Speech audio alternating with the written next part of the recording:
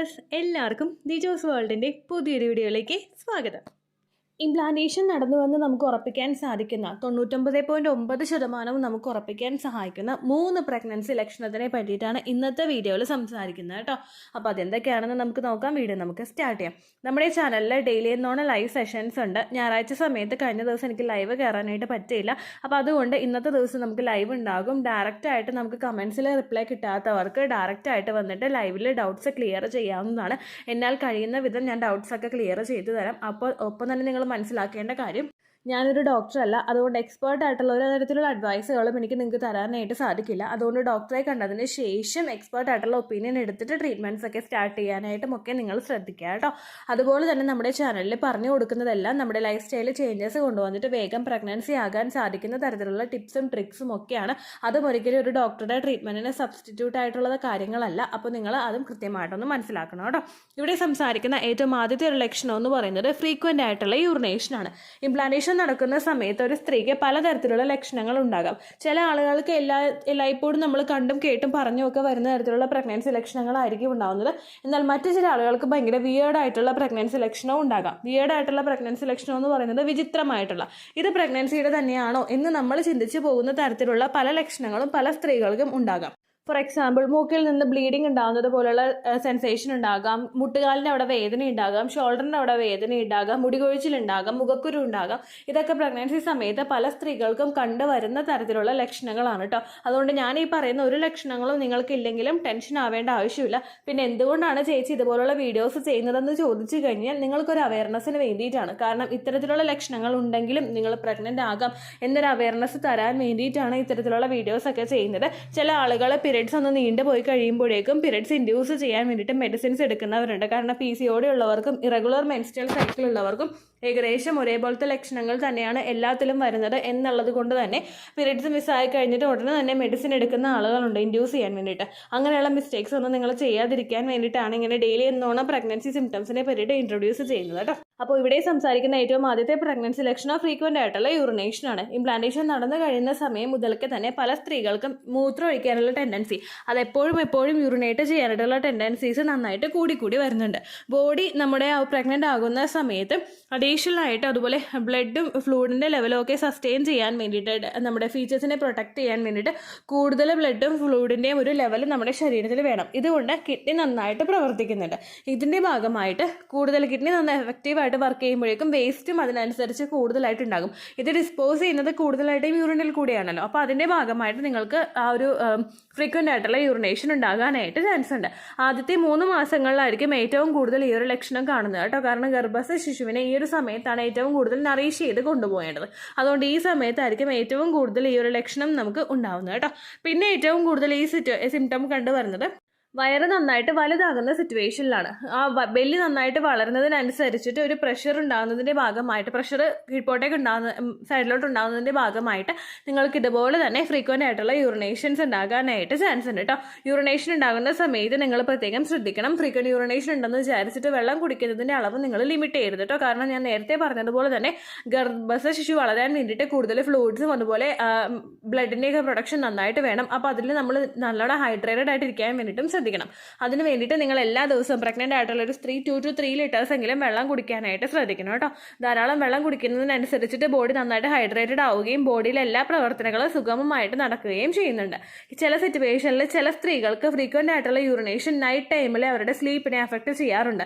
അത് അവോയ്ഡ് ചെയ്യാൻ വേണ്ടിയിട്ട് ഈവനിങ് സമയത്ത് ഒരു സൂര്യാസ്തമനത്തിന് മുൻപ് തന്നെ നിങ്ങൾ വെള്ളം മുഴുവൻ കുടിച്ച് തീർക്കാനായിട്ട് ശ്രദ്ധിക്കാം. ഒരു 3 ലിറ്റർ വെള്ളമാണെങ്കിൽ അത് മെഷർമെൻ്റ് ആയിട്ടുള്ള ഒരു കുപ്പിയിൽ എടുത്ത് വെച്ചിട്ട് അത് സൂര്യാസ്തമനത്തിന് മുൻപ് കുടിച്ച് തീർക്കുന്നത് രാത്രിയിൽ ഫ്രീക്വൻ്റ് യൂറിനേഷൻ ഉണ്ടാകുന്നത് പ്രിവെൻറ്റ് ചെയ്യാൻ വേണ്ടിയിട്ട് ഹെൽപ്പ് ചെയ്യുന്നുണ്ട്. അതുപോലെ തന്നെ അതുകൊണ്ട് നമുക്ക് ഉറക്കക്കുറവ് ഉണ്ടാകുന്ന സിറ്റുവേഷൻസും അവോയ്ഡ് ചെയ്യാം കേട്ടോ. രണ്ടാമതായിട്ടുണ്ടാകുന്ന ഒരു പ്രഗ്നൻസി ലക്ഷണമാണ് വോമിറ്റിംഗ് എന്ന് പറയുന്നത്. ഈ വോമിറ്റിംഗ് ചെയ്യുക എന്ന് പറയുന്നത് ഏറ്റവും കൂടുതൽ പ്രഗ്നൻസിയുടെ ഏറ്റവും ഫസ്റ്റ് ട്രൈമസ്റ്ററിൽ ഉണ്ടാകുന്ന ഒരു ലക്ഷണമാണ്. ചില സ്ത്രീകളൊക്കെ രാവിലെ തന്നെ വോമിറ്റ് ചെയ്യാറുണ്ട്. എൻ്റെ കണ്ടീഷനിൽ അങ്ങനെയായിരുന്നു. രാവിലെ ബ്രഷ് ചെയ്യുന്ന സമയത്ത് കൃത്യമായിട്ട് ഞാൻ വോമിറ്റ് ചെയ്തിരുന്നു. അത് നമ്മൾ ബ്രഷ് വായിലോട്ട് കൊണ്ടുപോകുമ്പോൾ തന്നെ ഒരു മഞ്ഞ കളറിലുള്ള വെള്ളമായിരുന്നു വോമിറ്റ് ചെയ്ത് പോയിക്കൊണ്ടിരുന്നത് കേട്ടോ. അത് നമ്മൾ ആ ഒരു സമയത്ത് നമ്മുടെ വയറ്റിലൊന്നും ഇല്ലല്ലോ. അപ്പോൾ അതുകൊണ്ട് കൂടുതൽ വൊമിറ്റ് ചെയ്യുന്നത് ഇതുപോലുള്ള വെള്ളം പോലെയൊക്കെ ആയിരിക്കും വൊമിറ്റ് ചെയ്തിട്ട് പോകുന്നത് കേട്ടോ. ഗ്യാസ് കൂടുതലായിട്ട് ഫോം ചെയ്യുന്നതും അതുപോലെ പ്രഗ്നൻസി പോസിറ്റീവ് ആകുന്ന സമയത്ത് നമ്മുടെ ശരീരത്തിൽ കൂടുതലായിട്ട് HCGയുടെ ലെവൽ മോർണിംഗ് സമയത്ത് ഉണ്ടാകുന്നതുമാണ് ഈ ഒരു കണ്ടീഷൻ ഉണ്ടാകാനായിട്ടുള്ള പ്രധാനപ്പെട്ട ഒരു റീസൺ എന്ന് പറയുന്നത്.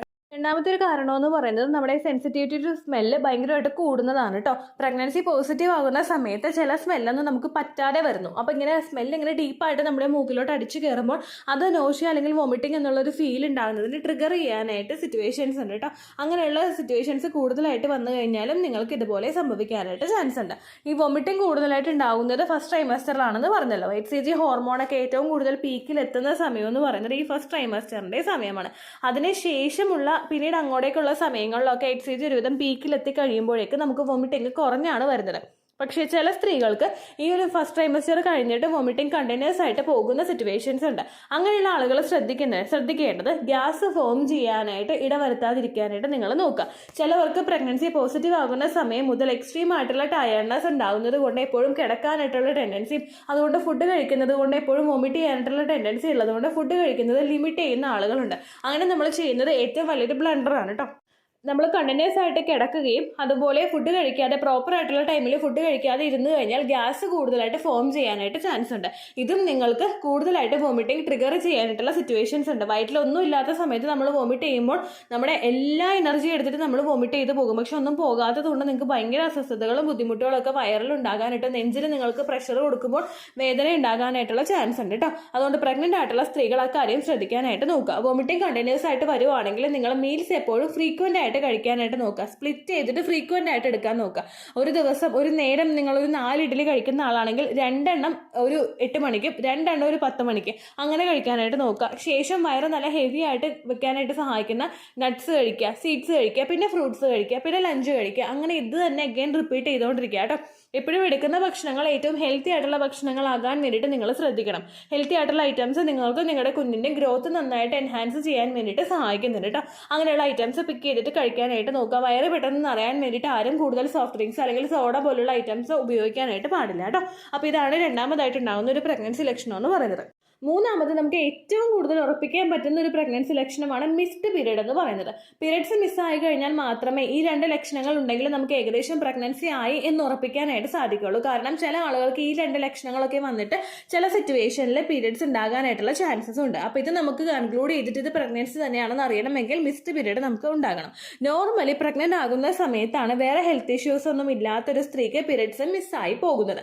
ഓവുലേഷനൊക്കെ നമുക്ക് സ്റ്റോപ്പ് ആവും, പീരീഡ്സ് അവിടെ നമുക്ക് സ്റ്റോപ്പ് ആവും. പിന്നീട് അങ്ങോട്ടേക്ക് 9 months കഴിയുമ്പോഴായിരിക്കും പീരീഡ്സ് ഇൻഡ്യൂസ് ആയിട്ട് വരുന്നത് കേട്ടോ. എന്നാൽ നേരെ മറിച്ച് ഓൾറെഡി തന്നെ ഹോർമോണൽ ഇംബാലൻസസ് ഉള്ള സ്ത്രീകൾക്ക്, ലൈഫ് സ്റ്റൈൽ ഹെൽത്തി അല്ലാതായി പോകുന്നവർ, മറ്റുള്ള ഹോർമോണൽ ഇഷ്യൂസ് ഉണ്ടാകുന്നവർ, സ്ട്രെസ് ഭയങ്കര കൂടുതലായിട്ട് പോകുന്നവർക്കൊക്കെ ഇതുപോലുള്ള കണ്ടീഷൻസ് ഉണ്ടാകാം. അപ്പോൾ അങ്ങനെയുള്ള ആളുകളൊക്കെ, പിന്നെ അതുപോലെ തന്നെ എക്സ്ട്രീം ആയിട്ട് വർക്കൗട്ട്സ് ചെയ്യുന്നവർക്ക്, അതുപോലെ ഭയങ്കര മോശമായിട്ട് ഡയറ്റ് ഫോളോ ചെയ്യുന്നവർക്ക്, പെട്ടെന്ന് തന്നെ വെയിറ്റ് കുറയ്ക്കാമെന്ന് വിചാരിച്ചിട്ട് ഫുഡൊന്നും കഴിക്കാതെ, ഒരു ഫുഡും കഴിക്കാതെ ഫാസ്റ്റിംഗ് എടുക്കുന്ന ആളുകളുണ്ട്. അങ്ങനെയുള്ളവർക്ക് കണ്ടിന്യൂസ് ആയിട്ട് നിങ്ങൾ പ്രാക്ടീസ് ചെയ്തുകൊണ്ട് പോവുകയാണെങ്കിൽ അതും നിങ്ങൾക്ക് പീരിയഡ്സിന് ഇറഗുലർ ആകാനായിട്ടുള്ള സിറ്റുവേഷൻസ് ഉണ്ട്. അതുപോലെ പെട്ടെന്ന് വെയിറ്റ് കുറച്ചേക്കാമെന്ന് വിചാരിച്ചിട്ട് ഭയങ്കര ഹാർഡായിട്ടുള്ള വർക്കൗട്ട്സ് ചെയ്ത് പോകുന്ന ആളുകൾക്കും പീരിയഡ്സ് റെഗുലർ ആകാനായിട്ടുള്ള ചാൻസസ് ഉണ്ട് കേട്ടോ. എന്നാൽ ഈ കണ്ടീഷൻസ് ഒന്നും നിങ്ങൾക്കില്ല, കണ്ടിന്യൂസ് ആയിട്ട് നിങ്ങൾ സ്ട്രെസ് അനുഭവിക്കുന്നില്ല, ഹോർമോണൽ ഇഷ്യൂസ് ആയിട്ടുള്ള PCOD, തൈറോയ്ഡ് ഒന്നും നിങ്ങൾക്കില്ല, എക്സ്ട്രീം ആയിട്ടുള്ള ഡയറ്റ് ഇല്ല, PMS ഇല്ല, അതായത് പ്രിമെൻസ്ട്രൽ സിംറ്റംസ് ഒന്നും ഇല്ലാത്ത ഒരാളാണെങ്കിൽ നിങ്ങൾക്ക് മിസ്ഡ് പീരീഡ് ഉണ്ടാകുന്നത് പ്രഗ്നൻസിയുടെ ആകാനായിട്ടും ചാൻസ് ഉണ്ട് കേട്ടോ. വൺസ് നിങ്ങൾക്ക് പീരിയഡ്സ് മിസ്സായി കഴിഞ്ഞ് കഴിഞ്ഞാൽ 5 ദിവസത്തിന് ശേഷം പ്രഗ്നൻസി ടെസ്റ്റ് ചെയ്ത് നോക്കാവുന്നതാണ്. അതിൽ നെഗറ്റീവ് കിട്ടുന്നുണ്ടെങ്കിൽ എഗെയിൻ ഒരു 5 ഡേയ്സും കൂടി നിങ്ങൾക്ക് വെയിറ്റ് ചെയ്യാം കേട്ടോ. അതിനുശേഷമാണ് നിങ്ങൾ ഡോക്ടറെ കാണാനായിട്ട് പോകേണ്ടത്. ഇനി 5 ഡേയ്സിന് ശേഷം രാവിലെ ആദ്യത്തെ യൂറിൻ എടുത്തിട്ട് ചെക്ക് ചെയ്ത് നോക്കുന്ന സമയത്ത് നിങ്ങൾക്ക് പ്രഗ്നൻസി റിസൾട്ട് ഫെയിൻറ്റ് ലൈൻ, അതായത് ഒരു ലൈൻ ടെസ്റ്റ് ചെയ്തിട്ട് അപ്പോൾ തന്നെ രണ്ടാമത്തെ ലൈൻ വന്നു. പക്ഷേ ആ വന്ന ലൈൻ ലൈറ്റ് ആയിട്ടുള്ള കളറിലാണെങ്കിൽ കൂടി തന്നെ നിങ്ങളുടെ പ്രഗ്നൻസി പോസിറ്റീവ് ആണ്. നിങ്ങൾക്ക് ഡിറ്റക്ട് ചെയ്യാൻ, നിങ്ങളുടെ കാർഡിന് ഡിറ്റക്ട് ചെയ്യാൻ പാകത്തിനുള്ള ലെവലിൽ യൂറിൻ HCGയിൽ എത്താത്തത് കൊണ്ടാണ് നിങ്ങൾക്ക് ആ ഒരു റിസൾട്ട് ഫെയിൻറ്റ് ആയിട്ട് കിട്ടിയത്. അതിനർത്ഥം നിങ്ങൾ നെഗറ്റീവ് ആണ് എന്നല്ല. അപ്പോൾ തന്നെയാണ് ലൈൻ വന്നതെങ്കിൽ രണ്ടും നിങ്ങൾക്ക് പോസിറ്റീവ് തന്നെയാണ് റിസൾട്ട് തരുന്നത്. അപ്പോൾ നിങ്ങൾ വെയിറ്റ് ചെയ്യാതെ ഉടനെ തന്നെ ഡോക്ടറെ കാണാനായിട്ട് ശ്രദ്ധിക്കണം കേട്ടോ. അതുപോലെ തന്നെ ഏർലി സ്റ്റേജിൽ പ്രഗ്നൻസി ടെസ്റ്റ് ചെയ്ത് നോക്കുന്ന എല്ലാവരും തന്നെ രാവിലെ ആദ്യത്തെ യൂറിൻ എടുത്തിട്ട് ടെസ്റ്റ് ചെയ്ത് നോക്കാനായിട്ട് പ്രത്യേകം ശ്രദ്ധിക്കണം. രാവിലത്തെ യൂറിനിലായിരിക്കും ഏറ്റവും കൂടുതൽ HCG യുടെ അളവ് അടങ്ങിയിട്ടുള്ളത്. ഇനിയിപ്പോൾ നിങ്ങൾക്ക് അതല്ല മിഡ് ടൈമിലാണ് ചെയ്യാൻ പറ്റുന്നതെങ്കിൽ എപ്പോഴും നിങ്ങൾ ശ്രദ്ധിക്കുക, 4 hours എങ്കിലും നിങ്ങൾ വെള്ളം കുടിച്ചിട്ടില്ല, യൂറിനേറ്റ് ചെയ്തിട്ടില്ല എന്നുള്ളൊരു കാര്യം ഉറപ്പുവരുത്തിയതിന് ശേഷം മാത്രം നിങ്ങൾ ടെസ്റ്റ് ചെയ്യാനായിട്ട് നോക്കുക. ഇല്ലെങ്കിൽ നിങ്ങൾക്ക് കൃത്യമായിട്ടുള്ള റിസൾട്ട് കിട്ടിക്കൊള്ളണമെന്നില്ല കേട്ടോ. അപ്പോൾ ഈ 3 സിംറ്റംസ് ഞാൻ പറഞ്ഞു, ഇത് 3 നിങ്ങൾക്ക് ഇല്ലെങ്കിലും നിങ്ങൾ വെയിറ്റ് ചെയ്യുക.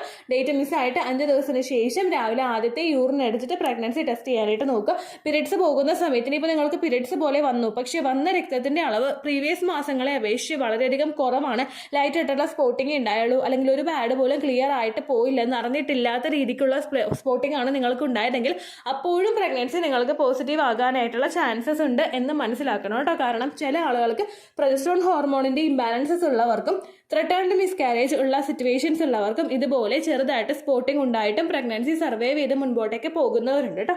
അപ്പോൾ ആ കാര്യം കൂടി നിങ്ങൾ പ്രത്യേകം ശ്രദ്ധിക്കണേ. ഇത്രയേ ഉള്ളൂ വീഡിയോ. യൂസ്ഫുൾ ആയി കാണുമെന്ന് വിശ്വസിക്കുന്നു. യൂസ്ഫുൾ ആവുന്നുണ്ടെങ്കിൽ ലൈക്ക് ചെയ്യുക, ഫ്രണ്ട്സിനൊക്കെ ഷെയർ ചെയ്ത് കൊടുക്കുക കേട്ടോ. എന്തെങ്കിലും സംശയം ഉണ്ടെങ്കിൽ നിങ്ങൾ കമൻസിൽ ചോദിക്കുക. പണ്ടത്തെ വീഡിയോയ്ക്ക് കമൻസ് ഇടുന്നവർക്ക് റിപ്ലൈ ലഭിക്കുന്നില്ലെങ്കിൽ ലേറ്റസ്റ്റ് ആയിട്ട് ഞാൻ ഏത് വീഡിയോ ആണോ അപ്ലോഡ് ചെയ്യുന്നത് അതിന് താഴെ കമൻറ്റ് ഒന്ന് കോപ്പി പേസ്റ്റ് ചെയ്യാനായിട്ട് ശ്രദ്ധിക്കുക കേട്ടോ. അതുപോലെ ഓവുലേഷൻ ഡേറ്റ് കാൽക്കുലേറ്റ് ചെയ്ത് തരാനായിട്ട് റിക്വസ്റ്റ് ചെയ്യുന്ന ആളുകൾ എത്രയാണോ സൈക്കിൾ ലെങ്ത് അത് മെൻഷൻ ചെയ്യാനായിട്ട് ശ്രദ്ധിക്കുക.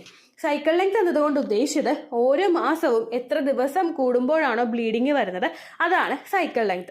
കഴിഞ്ഞ മാസം ഒരു 8-ാം തീയതിയാണ് ബ്ലീഡിങ് ആയതെങ്കിൽ ഈ മാസം 6-ാം തീയതിയാണ് ബ്ലീഡിങ് ആയതെങ്കിൽ കഴിഞ്ഞ മാസം 8-ാം തീയതി മുതൽ ഈ മാസം 6-ാം തീയതി വരെ എത്ര ദിവസമുണ്ടോ അത് കാലണ്ടറിൽ എണ്ണി തിട്ടപ്പെടുന്നതാണ് നിങ്ങളുടെ സൈക്കിൾ ലെങ്ത്. സൈക്കിൾ ലെങ്ത് നമ്മൾ കൃത്യമായിട്ട് കാൽക്കുലേറ്റ് ചെയ്യുകയാണെങ്കിൽ ഓവുലേഷൻ ഡേറ്റ് എളുപ്പത്തിൽ കണ്ടുപിടിക്കാൻ വേണ്ടിയിട്ട് ഒരുപാട് ആപ്ലിക്കേഷൻസും ഒരുപാട് ഓൺലൈൻ ആയിട്ടുള്ള വെബ്സൈറ്റുകളും ഇന്ന് നമുക്ക് അവൈലബിൾ ആണ്. പ്ലേ സ്റ്റോറിൽ പോയിട്ട് ഓൺലൈൻ ഓവുലേഷൻ ട്രാക്കർ എന്ന് ടൈപ്പ് ചെയ്ത് കഴിഞ്ഞാൽ നിങ്ങൾക്ക് അതുമായിട്ട് ബന്ധപ്പെട്ടിട്ടുള്ള ആപ്ലിക്കേഷൻസ് കിട്ടും. അത് പറ്റുന്നില്ല എങ്കിൽ ഗൂഗിളിൽ പോയിട്ട് ഓൺലൈൻ ഓവുലേഷൻ കാൽക്കുലേറ്റർ എന്ന് ടൈപ്പ് ചെയ്ത് കഴിഞ്ഞാൽ അതുമായിട്ട് ബന്ധപ്പെട്ടിട്ടുള്ള വെബ്സൈറ്റുകൾ നിങ്ങൾക്ക് കിട്ടും. അതിൽ നിങ്ങളുടെ ലാസ്റ്റ് മന്തിലെ മെൻസ്ട്രേഷൻ്റെ ഡേറ്റും ഒപ്പം ഞാൻ ഈ പറഞ്ഞ രീതിക്ക് നിങ്ങൾ കാൽക്കുലേറ്റ് ചെയ്യുന്ന സൈക്കിൾ ലെങ്ത്തും എൻ്റർ ചെയ്ത് കൊടുക്കുകയാണെങ്കിൽ നിങ്ങൾക്ക് കൃത്യമായിട്ട് ഓവുലേഷൻ ഡേറ്റ് കണ്ടുപിടിക്കാനായിട്ട് സാധിക്കും. ഫെർട്ടൈൽ ടൈം പീരീഡും നിങ്ങൾക്ക് കിട്ടും. അതായത് എത്ര ദിവസം മുതൽ കോൺടാക്ട് ചെയ്ത് തുടങ്ങിക്കഴിഞ്ഞാൽ നിങ്ങൾ പ്രഗ്നൻ്റ് ആകും എന്നുള്ളൊരു ഡേറ്റും നിങ്ങൾക്ക് പ്രോപ്പറായിട്ട് കിട്ടും കേട്ടോ. ഇത് കാൽക്കുലേറ്റ് ചെയ്യുന്ന സമയത്ത് സൈക്കിൾ ലെങ്ത് കാൽക്കുലേറ്റ് ചെയ്യുന്ന സമയത്ത് നിങ്ങളുടെ ആ ഒരു കലണ്ടറിൽ നോക്കി തന്നെ നിങ്ങൾ കാൽക്കുലേറ്റ് ചെയ്യുക. പല മാസങ്ങളിലും 30-31 ദിവസമുണ്ട്, അതുകൊണ്ടാണ് അങ്ങനെ പറഞ്ഞത്. ഒപ്പം നിങ്ങൾക്ക് ബ്ലീഡിങ് തുടങ്ങിയ ദിവസത്തിന് വേണം നിങ്ങൾ ഡേ 1 ആയിട്ട് എടുക്കാൻ വേണ്ടിയിട്ട്. സ്പോട്ടിങ് തുടങ്ങിയ ദിവസത്തിനെ, അതായത് ചെറുതായിട്ട് ഡിസ്ചാർജ് പോയി തുടങ്ങിയ ദിവസത്തിനെ നിങ്ങൾ കൺസിഡർ ചെയ്യേണ്ട ആവശ്യം ഇല്ല കേട്ടോ. അപ്പോൾ ഇത്രയേ ഉള്ളൂ വീഡിയോ. അടുത്തൊരു വീഡിയോ ആയിട്ട് നമുക്ക് വീണ്ടും കാണാം. ബൈ.